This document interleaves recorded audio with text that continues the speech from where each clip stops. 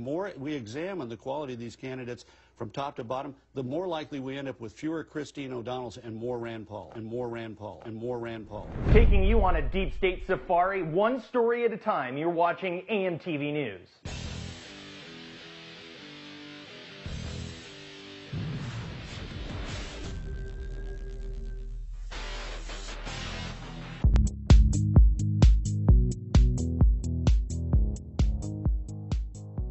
I'm your anchor, Topher Morrison. It is Tuesday, February 19, 2013. Cops can't police cops.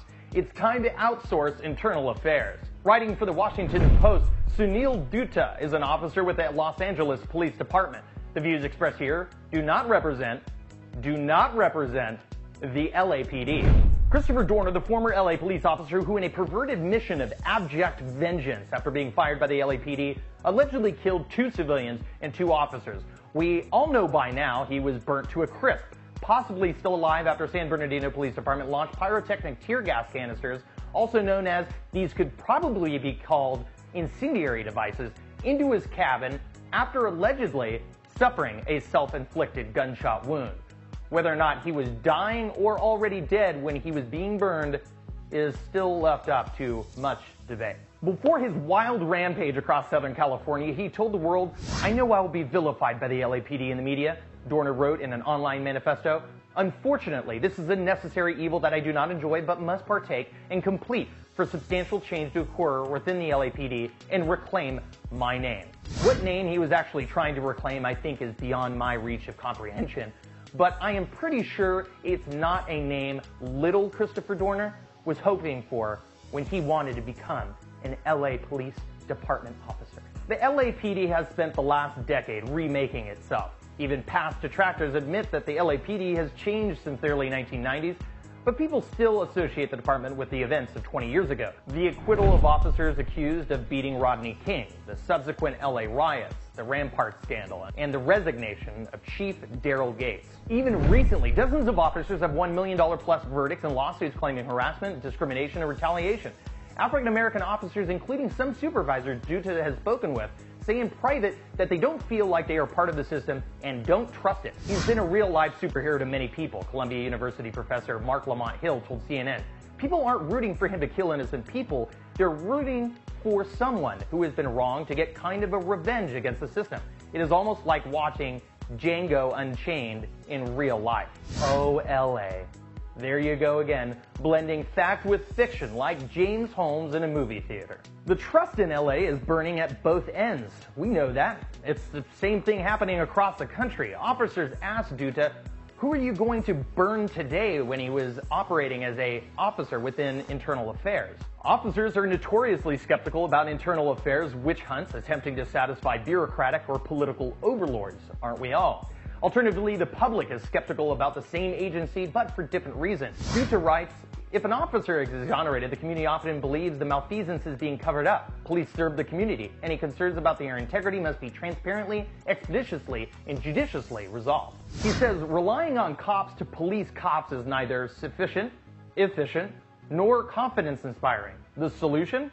Abolish internal affairs units and outsource their work to external civilian agencies. Isn't this pretty much what happens on the small city level? Integrating police into the local community instead of placing it above the law? It seems like a pretty good idea. Cops are less likely to feel victim to reprisal after breaking the blue wall of silence to a civilian.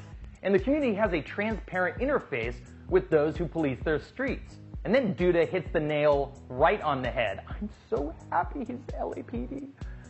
Why shouldn't every police contact with the community, every traffic stop, every interrogation be recorded on video? If Dorner and his partner had had a cop cam, his claim that his partner used excessive force might have been resolved in the same day.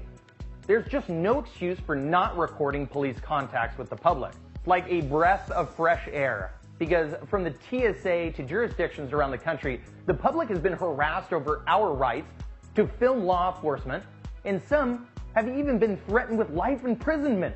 No civilian, let alone a publicly paid police officer, has that kind of expectation of privacy. Any and all interactions with the government should absolutely be recorded. Just ask the NSA. Senator Senator Graham also says you're wrong, that the last thing we need, talking about drone strikes, that the last thing we need is a judge second-guessing the commander-in-chief. Really?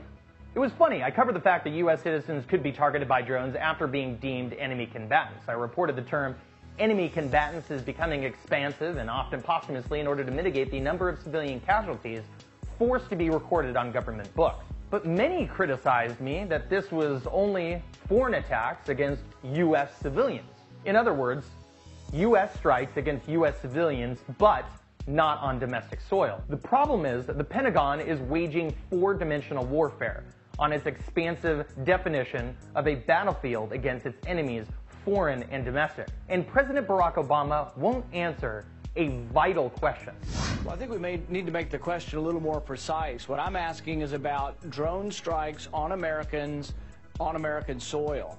The president will not answer that he cannot do this. In fact, he seems to be asserting that he can do this. The law indicates that he can't. The CIA is not supposed to assassinate people on American soil, and the Department of Defense isn't allowed to act on American soil because of the Posse Comitatus Act. So the American law says they can't do this, but the president, all he will say is he doesn't intend to do this. That's sort of like him saying, oh, I don't intend to override the Second Amendment, but I might. But here's Brennan's response. He says the authorization to use force in 2001 in Afghanistan has no geographical limit. No geographical limit? Leon Panetta doesn't even need Congress to go to war. Do you think that you can act without Congress and initiate a no-fly zone in Syria without congressional approval? Whether or not we would want to get permission from the Congress, I think those are issues we would have to discuss as we decide what to do here. Well, I'm almost breathless about that. There is no due process under the NDAA and its indefinite detention provisions. The New York Times reported on Obama's secret kill list, but Democratic leaders like David Axelrod and Debbie Wasserman Schultz won't even acknowledge that this is in fact what it is. And are you comfortable with him having a kill list? I have no idea what you're talking about. Obama has a secret kill list, which he has used to assassinate different people all over the world. I'm happy to answer any serious questions Why you is have. that not? Granted, of course they don't want to get kill list put on national television, but what else is it? I hope to get this person dead in the future list? I hope to not have this person alive any longer list? And just last week, and this is showing how quickly this is all speeding up, Christopher Dorner was the first American to be specifically targeted by a drone on U.S. soil. I've acknowledged Rand Paul burned a few bridges in the hearts of many libertarians and conservatives by endorsing Mitt Romney. But there are two things to consider. The payoff was immediate. Romney didn't win, but Rand Paul won loyalty points with his party. It's politics, not policy. The first affects politicians, the other affects us. And as far as policy, Rand Paul has sterling credentials. This man is the closest to being America's first libertarian president. Rand is not Ron, but he is absolutely a Paul. And make no mistake about it, he is running for president in 2016. And for the very first time in my very short life, I agree with Karl Rove. There should be more Rand Pauls in the United States Senate. Capturing every corner of the alternative media, watch AMTV News Monday through Friday. Follow me on Twitter at AMTV News and like us on Facebook at Greenwave TV. Please like, comment, and share. For more of our videos like these, visit AMTVmedia.com, the home of the AMTV network, the voice of independence.